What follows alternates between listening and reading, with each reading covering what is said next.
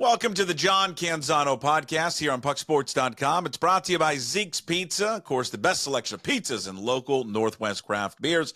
Visit Zeke'sPizza.com. You can follow John on X. He loves Twitter, loves interacting with people. In fact, he could spend every waking moment having conversations with you. He would. Follow him on X at John Canzano BFT. Read his work at johncanzano.com. Listen to his radio show. The guy does it all. The Bald-Faced Truth there in Portland, 750 The Game. His weekly podcast drops every Tuesday at 1 o'clock at the Puck Sports Studios, which, of course, is built by Limback Lumber, serving you since 1930. Call him today at 206-782-3487.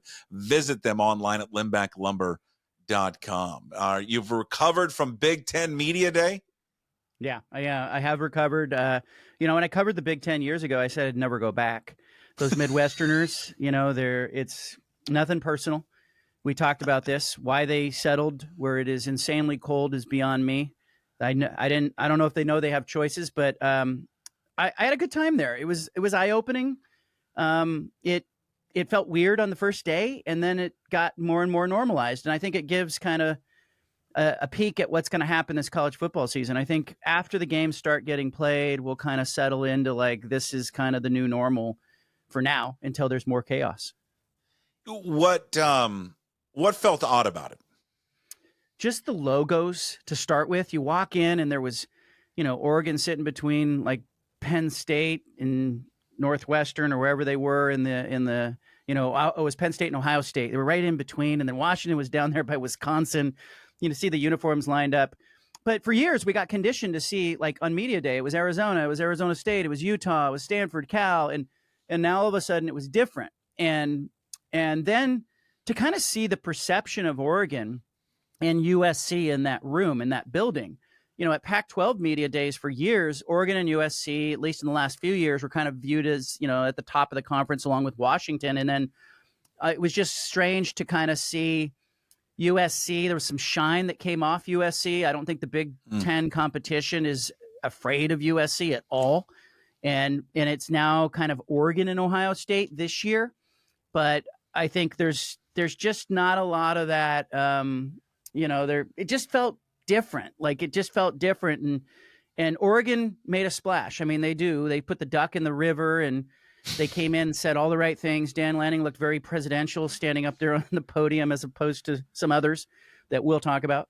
But it just, it had a real different feel to it. And there was an awakening kind of to like, hey, this is going to be what major college football is going to look like.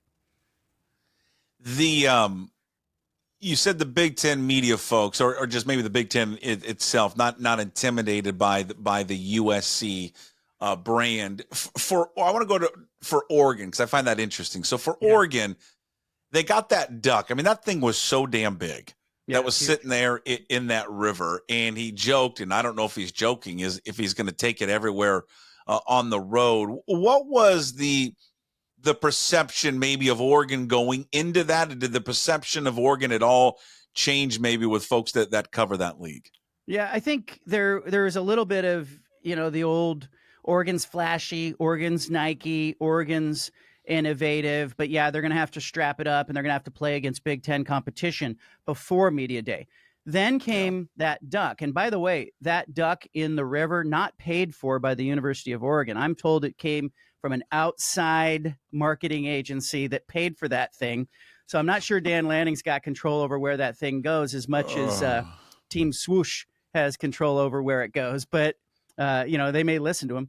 But I think by the end of 3 days of that, it just became evident that Oregon in that space is going to do some things that Purdue, Northwestern, Illinois, Iowa, Indiana, Penn State, that they're going to do some things that the rest of the Big Ten doesn't do. And they've always kind of done that. And so there was a little bit of buzz about Oregon and talking about Oregon. And then the question on day two, as USC and UCLA appeared for Lincoln Riley, was like, can you matter?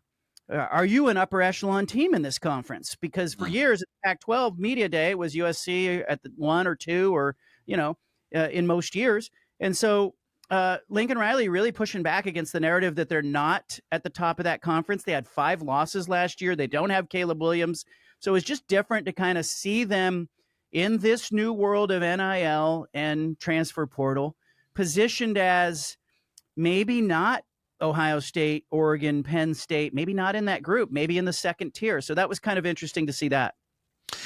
Do you think these Pac-12 schools are ready for the style of play, the physicality? I don't know who the players were. Well, Ashley Hamilton was talking to, I think, 3 Ohio State players. One I remember because one was Emeka Egbuka from Steilacoom, from Tacoma, who's just south of Seattle. Anyways, they just all kind of said the same thing. Hey, I'm kind of excited. Emeka was like, I'm excited to play those teams because we're from the Northwest, so it's cool. But I think it was the lineman that said, it's great to have them here, but I don't really know if they're ready for it.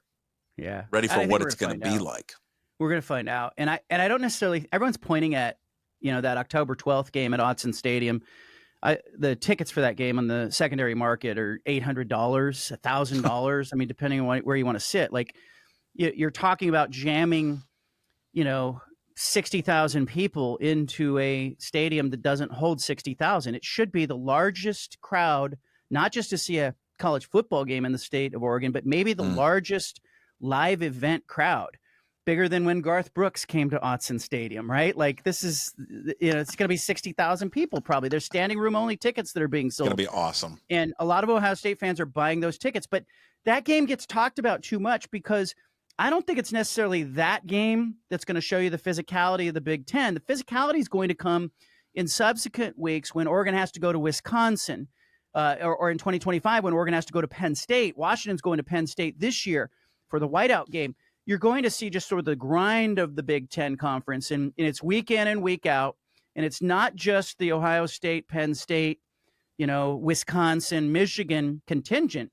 Everybody else has to play those teams. And so what is everybody else doing? They're loading up on the biggest, most physical players they can so they can stay on the field. And so it does become kind of an ongoing grind in that conference to line up and smash every week. Mm-hmm. And I would say that later in that season, I think the one game, if I'm a Duck fan, I would be excited for it because it's a few weeks after that they play Ohio State. They're on the road on November 2nd at Michigan. You're right. The weather has changed. It's going to be a different environment that Oregon's going to go in. I'll say this, and maybe just having experienced, was it 2 years ago, going back to Madison and watching the Cougars play Wisconsin. And again, Wisconsin had changed. Was it last year now? I can't even remember when the trip was. But Wisconsin had changed who they were and offensively. Oh, no, that was 2 years ago because Paul Chryst was still there. I got to get my years right. And under Paul Chryst, they were this big physical football team, right? They were, they're going to line up and run it down your throat. And Washington State is not as big as Oregon. It's not as big as Washington. I'm talking about up front. Any of these teams. They're one of the smallest teams. I'll be honest with you. They got pushed down a little bit. It wasn't like David versus Goliath. My point being, when she asked that question, they responded that way. I think there's this narrative out there in the Big Ten that it's this big, badass football. And they line up and they run it down your throat 40 times a game. It's just not true. Ohio State throws the ball all over the place. Michigan played that way last year. But, Wisconsin runs the air raid now under Luke Fickell. I think the physicality gets a little overblown in that conference, and I think Oregon's plenty physical, and I think Oregon will do just fine. They are on paper, but let's see it, Puck, because look at the national championship appearances, by the Pac-12 in the last 12 years. Oregon got shoved around by Ohio State in 2015, got shoved around by Auburn in 2011. Washington got put on roller skates in the title game last year. You look at the rushing totals in those games, and they do lend to that narrative. But you're right. I mean, look, going to Purdue on a Friday night after playing a big football game with a Michigan game in front of you, that's a trap game for Oregon. But the way that Oregon is built, the offensive line is bigger than ever. There's a physicality at Oregon that I've never seen before. It was evident in the spring game. Dylan Gabriel was back there, and I'm like, gosh, is he big enough to throw over these guys? Like, I really thought about that. And then I met Dylan Gabriel in person at Big Ten Media Day, and I immediately sized him up. And I thought, gosh, he's not that small. Like he's not 6'4", but he looked normal size. And I thought, man, it's the offensive line at Oregon that is bigger. So I think Oregon will be fine. The question is, what happens to Washington in a rebuild? What happens to USC? Yeah. Lincoln Riley's been struggling on the defensive side of the ball, and he's going to find himself in games now against coaching staffs that have some weapons here.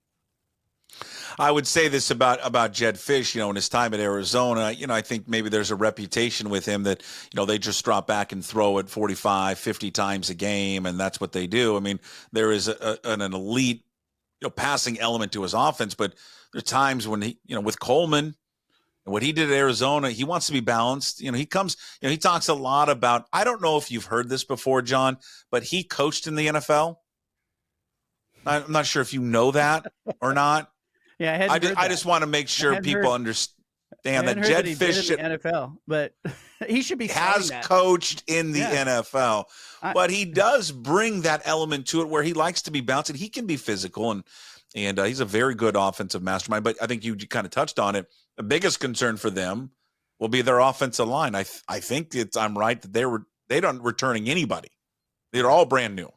And that's going to be a problem when you get into, games at Penn State, and if you get into a meaningful game, let's say, against a top half of the conference opponent, sure. But yeah, there are some interesting questions about the Pac-12 competition from a year ago. I talked to one of the UCLA players who played at Cal last year about, what's the competition going to be like? And he said, hey, the Pac-12 was a really good conference, top to bottom. Like Utah was not a day off, right? And Arizona was not a day off. And, you had Oregon, Oregon State, Washington, USC. I think the top to bottom of the Pac-12 prepared these teams in a great way to compete. But let's see if it's an indictment. If Utah goes and wins the Big 12 and Oregon wins the Big 10, I think we're going to have that conversation all over again about why did the Pac-12 break up? Like they had the best teams. It's ongoing. If that plays out like that, oh my God, it's gonna make me and others who love West Coast football that much more angry. Yeah. I mean, the only icing on the cake would be if Stanford or Cal played decent in the ACC. When we go, hey, they're a middle of the pack team in the ACC. What if they win What happened to the Pac-12? You brought this up. You talked about how Dan Lanning was very presidential. I caught a little bit of Jed Fish, and I mean, Jed Fish is just a good public speaker. He's a guy, I don't care where he's coaching. He's just really, really polished and good at it. Deshaun Foster at UCLA. Not good. This was his opening statement at the Big Ten Media Day. I'm sure you guys don't know too much about UCLA, but our football program, but we're in LA.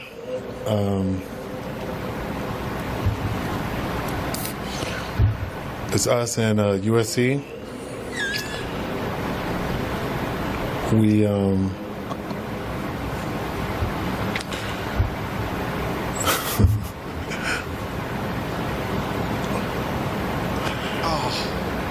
I'm just basically excited, really. That's it. Any questions? Yeah, no questions. I do John. have one. Yeah, what is the question? I mean, oh my God, it was so bad. It was brutal. I have a question. Why did they prepare him? Prepare him for that moment. I put that on your media relations people at UCLA, your athletic department. He's a first-year head coach. He's not been at any media day on a stage, and he's at the Big Ten media day, and it's this giant stage. He walks out onto it. He's got no notes in his hands. He has a cup of coffee in his hands. He sets it down on the lectern, and then he looks up, and you could see it there. Like he kind of looked around the room and went, this is a big room. Like there's a lot of people out there. There's TV cameras out there. And then he didn't have some talking points to lean on. He should have had 3 or 4 bullet points. I felt bad for him. He recovered later in the smaller group sessions. He said, I'm not a public speaker. And some people, we've all been there, I think, in a moment. Like I had a book report in 5th grade where I kind of got up there and looked around the room, froze a little bit. But like we've all been there, right? Yeah. We've all been Yeah. there. Public speaking is a terrifying thing. I'm giving him the benefit of the doubt here.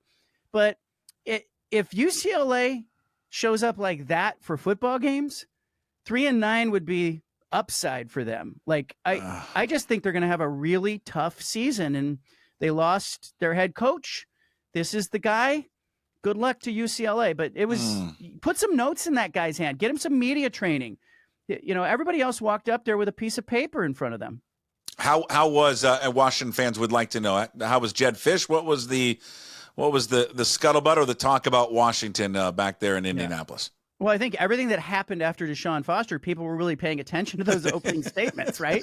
Dan Lanning went like 8 minutes with the opening statement. Jedd Fisch went 7 minutes opening statement. It was like they were having a contest to see, like, hey, whose coach can get up there and speak for longer and look smooth up there. But Fisch, he's polished. He knows what to say. I came away thinking Washington was going to be a little better than I thought they would be. And it was just the perception I had of Jedd Fisch, that he's got his act together. And a guy who gets his act together in a setting like that is going to be prepared. It's the same thing I'm downgrading UCLA for after watching Deshaun Foster. So I came away thinking, you know, Washington's in a rebuild. It's a first-year head coach. We always see those programs take a step back. But then I went, okay, they may start 3-1, 4-1.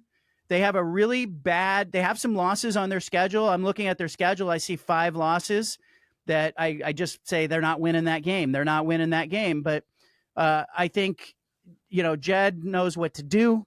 He's a pro. He'll tell you that. And I just think they'll be a little better than I thought they were. In that Apple Cup game, that one, circle that one on your calendar, folks, because I think that's a game.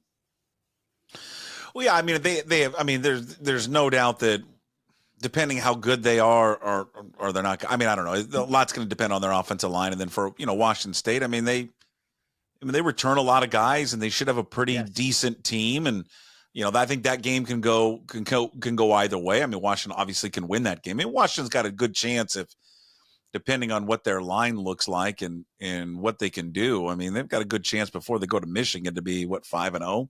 I mean, Weber State, Eastern Michigan, Wazoo, Northwestern, Rutgers. Down the stretch, it falls apart on them, though. Yeah. I think it's interesting because I think the talk out here is this, and we've discussed this before about him. If you're a Washington fan, you obviously want him to have success, because if he has success, it's fun, right? You want him to win as many games as possible. 9 wins, 10 wins. You're coming off a national championship game appearance. Then you balance that with do you want him to have too good of a year? Because if he has too good of a year and a job opens up, let's say Florida, Billy Napier struggles, then he likely is out and will take another job, because that's what he's done in his entire career. But Oregon did this. Oregon made that trade with promoting Mario Cristobal after Willie Taggart left, right? Taggart certainly didn't have the success that Kalen DeBoer had at Washington, but, there was a lot of hope and a lot of investment in Willie Taggart. He leaves after 1 season, and it was a real deviation from Oregon, who had for years gone from Rich Brooks to Mike Bellotti to Chip Kelly to Mark Helfrich. They'd kept it in-house. They had the same assistants for like 28, 30 years. And so the Willie Taggart thing was a deviation from that pattern. It was, hey, we're chasing major college football. We're going after a recruiter. Taggart comes 1 year, leaves. The Oregon fans felt jilted. And then what did Oregon do? They didn't go back to their roots. They said, okay, we're going to promote Mario Cristobal, who we think is the real recruiter in the room. And they knew that if the Miami job opened, they were going to lose Cristobal. It was a trade they were willing to make, because Cristobal really stabilized them for about 3 seasons. And I talked to him today. He's finally got his feet underneath him at Miami. He's feeling good there. But there was no illusion that Mario Cristobal and his family were staying in Eugene forever.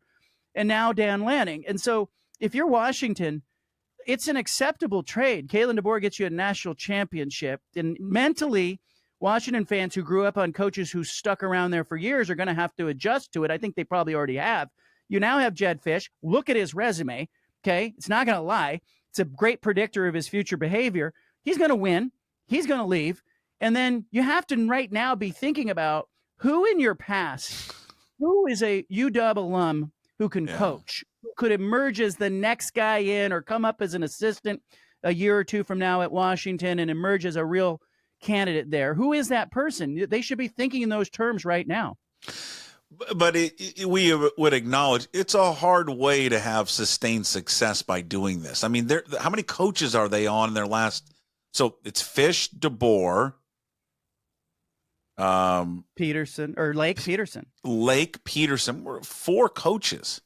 Yeah. Oregon went through that. It was Helfrich, Taggart, Cristobal. Justin Herbert played for 3 head coaches in his college career. And it wasn't great. It was, a 7-5. And then, finally Mario Cristobal got some traction. They got to a Rose Bowl. And then what happens? He's out. Like Jedd Fisch will do the same thing.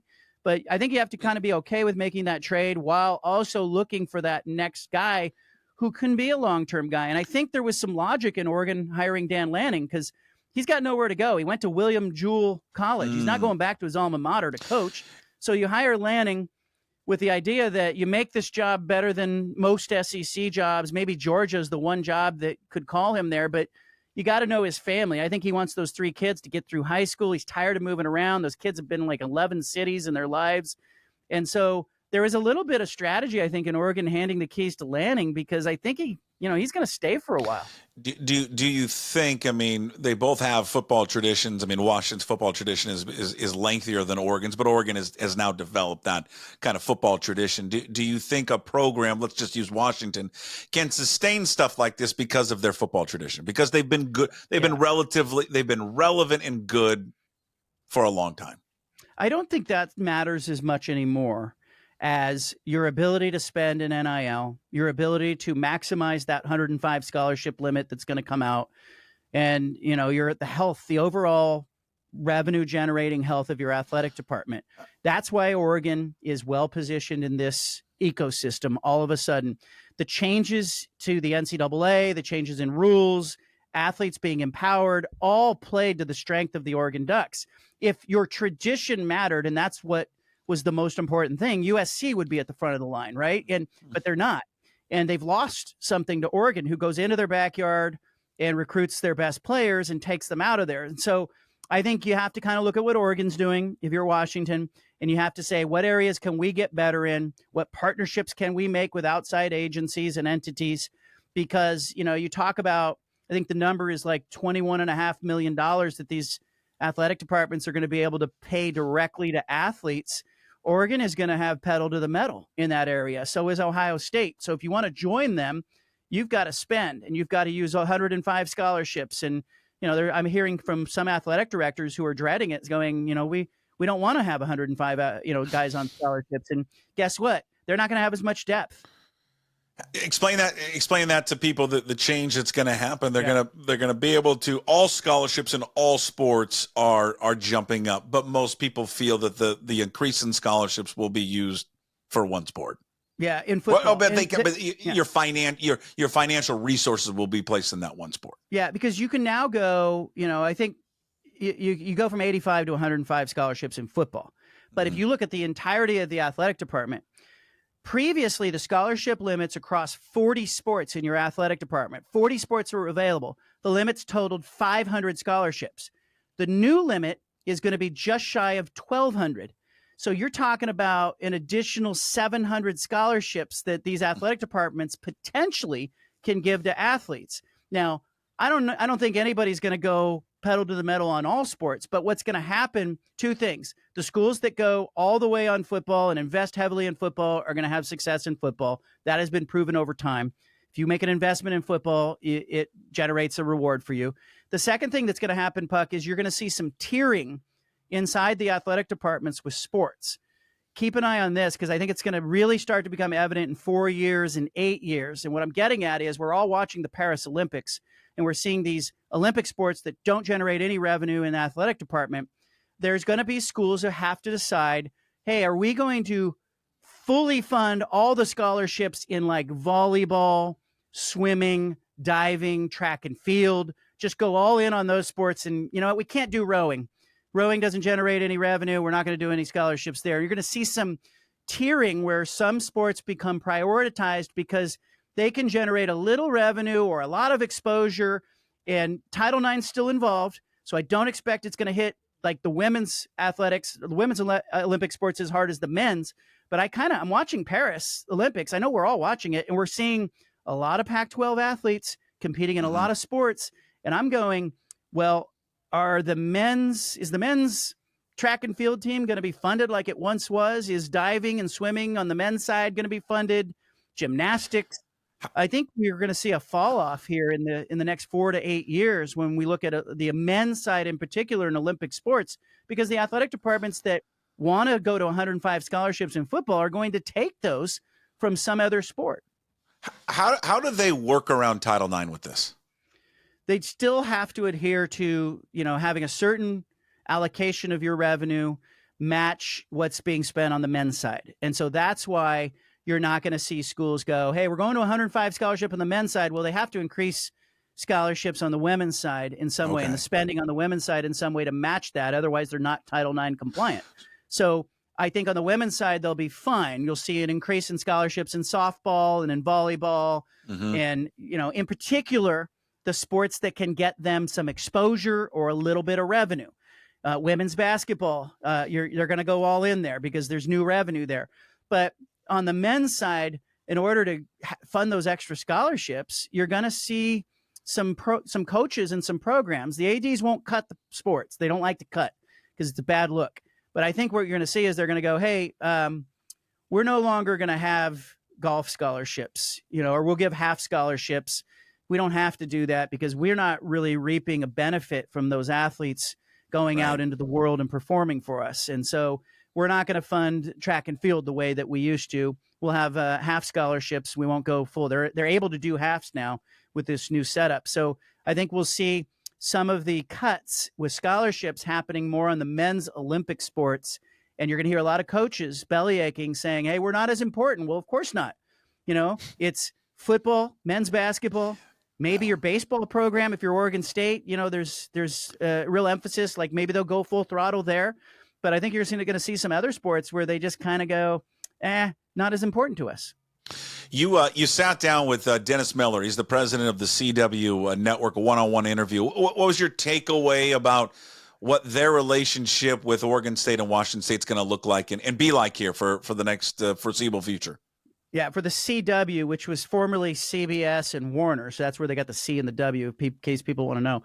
For the CW, last year they dabbled a little bit with LIV golf, NASCAR, some wrestling, and they took the ACC games, and they got kind of this low-tier offering of ACC games. And so at the end of the year, they looked at their top-rated broadcasts of the 2023, and the top 5 broadcasts of 2023 were all ACC football games, even though they were not the best matchups. They had one game featuring Florida State and North Alabama, drew 1.3 million viewers. The rest were beneath that. But getting 500,000, 600,000 viewers to a CW broadcast was a big deal. In fact, that 1.33 million that Florida State drew was the largest primetime broadcast on the CW in 6 years. And so that caught the attention of Dennis Miller and his team at the CW, and they went, okay, how do we get more games? How do we get better games, better matchups? The Pac-12, they had already been talking to the Pac-12 when George Kliavkoff was trying to negotiate the media rights for the Pac-12, and he was poking around with other entities. So when it became Oregon State and Washington State, Dennis Miller and his team started studying the ratings for the Beavers and the Cougars, and they came away going, this is better than what we have. These guys are drawing audience to their games, and they were only mostly available on Fox, FS1, or the Pac-12 network. The CW is available in 100% of households. Doesn't mean everybody's going to watch, but the availability is there. You got 127 million households in the country that can watch a Oregon State or Washington State game this year, 15 million on the Pac-12 network a year ago. That's a huge difference. They're also going to now go back-to-back with ACC programming, ACC game in the morning, Pac-12 game in the midday or the afternoon. They have a studio show that they're going to produce at the Pac-12, the old Pac-12 Network's headquarters, Pac-12 Enterprises now. Mike Yam will be on the studio show. So they're going to try to hold viewers there for 13 hours, 12 hours. They're going to put LIV golf after it. They're going to put NASCAR after it. And they're really trying to create what he called a flywheel of programming where sports fans now will tune into the CW, not to see Buffy the Vampire Slayer, and great show. To see, you know, not to see Stranger Things, but to see these Pac-12 teams and ACC teams play, and it's not a dumb plan. He's expecting better numbers this year than they had a year ago. Streaming element to this? He says yes. He said there'll be some streaming. There's some concern that the Pac-12 may have held on to their streaming. So keep an eye on that. The Pac-12 may be planning to do something with their own streaming. Because I asked him, will there be streaming? He said yes. The ACC and Live Golf, they don't have a streaming element. There's no ESPN Plus for those things.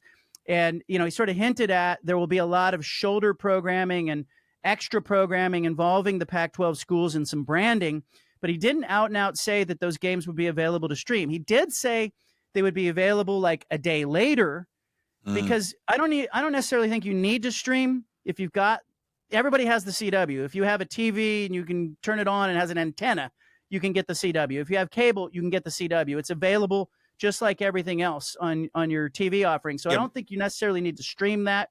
You can watch it anywhere, but there may be these games available a day later. And then I asked him, does this mean the Pac-12 Enterprises is going to be doing a bunch of other live sports production work for you? And he said they're hoping to develop some other things. They are not equipped. They do not have an in-house production team.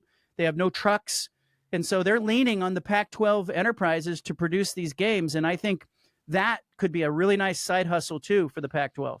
But if you, I guess my question is, if you don't have cable, right? If you are one of the, cut the cord and you just have a, is there gonna be can I down like to a TV? Can you download a stream, a CW app and watch the games? Possibly, but okay. I think right now they're just saying you can flip on your TV. You don't need cable. You'll be able, how you have a TV with like rabbit ears, you can pick up 3 or 4 stations. Pick up the CW? Yeah. CW really? is one of them. Yeah. Yes. Shout out CW. Let's go. Yeah. 100%. I said to him, I keep hearing 99% of households, like give it to me straight. Like it's 99%. And he says, no, it's 100%. He says it's 100%. So we'll see. You got anything planned for this Friday? Or are you going to go get a old E40 and pour a little liquor out for the Pac-12? I mean, because that's the official dead date, right? Because August 2nd is when that's when the Big Ten, like that's when Washington, Oregon, and those schools join the Big Ten. Is that the same for like the schools that went to the Big 12? Yeah, it's all August 2nd. August 2nd is the official exit day for everybody. And Oregon this week has already taken the Pac-12 logo off the field. They did it on Monday. They took the Pac-12 logo off the field at Autzen. They replaced it with the Big Ten logo. I think this is all kind of water under the bridge at this point. There's been a media day. Everybody's participated in like where their new conference is. Fans have wrapped their heads around it, Puck. There've just been so many of these incremental landmark dates. Oh, it's the last time Oregon and Washington State are going to play. Oh, it's the last time, the last Pac-12 championship game, last Pac-12 tournament. It's all those lasts have happened. So I think if anything, Friday, it's just kind of the, now we can all talk about them as if they're in their new conferences and the websites can be updated with the new standings. But sure. I think there's a lot of hope and excitement for Oregon and Washington in the Big Ten, Utah and the Big 12 in particular. But Oregon State and Washington State have, I think, what is the most important and compelling football season in their history in front of them. They've got to be relevant. They don't have to win a national championship. They don't have to get to the playoff, but they have to be relevant. And I know that some Cougar and Beaver fans are kind of turned off by what's happened. But after talking with Dennis Miller, the president of the CW, if they can move the needle from a viewership standpoint, it will be celebrated and it will be a headline. And so I think there's a lot of intrigue as to what happens with those 11 football games. Can they rate above where the ACC games rated a year ago? And if they do, other conferences and other networks are going to pay attention to that. And so this is, a chance for Washington State and Oregon State fans to raise their hands and vote with their TV sets. Hey, last thing, you caught up with Pat Chun. I'm curious of what is it that you took away from him? And did he go into any further explanation detail of his departure from Washington State and going to Washington? Yeah, I asked him point blank, like, is this the same as coaches who move on, players who move on? And, he talked about how grateful he was for the 6 years in Pullman. I think there's part of his heart. He didn't say this, but I could tell by how he talked about Washington State and Oregon State. There's part of his heart that will be with those schools because he understands it and he lived it like they did. He also said viewership and TV ratings are what moves the needle in today's college football. It's why Washington's in the Big Ten. And so, he said that the TV deal that they got with the CW, Washington State and Oregon State, he said that was the biggest win that they had in the last year. He also just said it was a professional decision and that at the end of it, they're all professionals. As much as they care about the places that they're working for, they have a career, and there are, he left Ohio State he ends up at Washington State, and he's at Washington, and I think, someday he'll leave Washington and go somewhere. But I think that, it was kind of when he talked about Oregon State and Washington State, he talked about them together, sort of grouped them together, those two schools, but I think he very much felt like he was in it with him. There was some concern. I think we talked kind of off air about this. There's some concern about, he left. Kirk Schultz is announced he's leaving next summer. It's no knock on their replacements, but it's really important, I think, right now that Oregon State, Scott Barnes, who's had some health issues, and Giathi Murthy, the president of Oregon State, that those two stick around because they know what happened. They lived it. And I think, that was part of Pat's hesitation, I think, if there was any, leaving Washington State for Washington, was I do think he felt like he was in it with Oregon State and they were in a fight together. So I could tell that there was part of his heart that is going to be with those schools forever. But it was at the end of the day, it's a business decision. Jonathan Smith leaves, Caleb DeBoer leaves, players leave. You and I, we leave. We're leaving. We're going to leave right now. We got a month. Look what you're doing. Look what you're doing. Look at you. Look at you. I know. Look at me. Look at us. So I think it's hard to point a finger, but I understand why fans are hurt about it. And they're saying, Jonathan Smith to the Oregon State fans. And I'm like, it's Kalen DeBoer is that way with Washington and Pat Chun at Washington State. It's kind of the business of things. 1 month. I think about, August 30th. We got football. It's crazy. It's unbelievable. Right around the corner. What do you got cooking right now up at the website? Well, right now you can read that interview. I encourage Washington State and Oregon State fans in particular to read that interview with Dennis Miller of the CW. I think it's really telling. I thought he was candid. I don't think it was a bunch of executive speak. I thought he was good with that. The Monday mailbag was chock full of information, as it always is.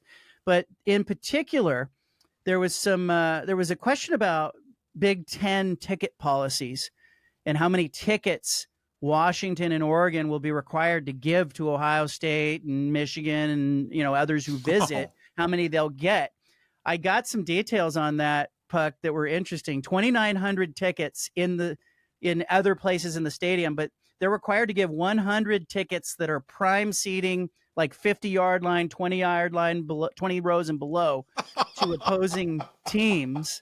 They get that when they go on the road, but it's just interesting to see how that ticket allotment works. And in particular with like Autzen Stadium that doesn't hold 70 or 80,000 fans, that's a big chunk of your inventory that you have to give away to Ohio State when they come into town. So they clearly are doing it for their big donors. Yes.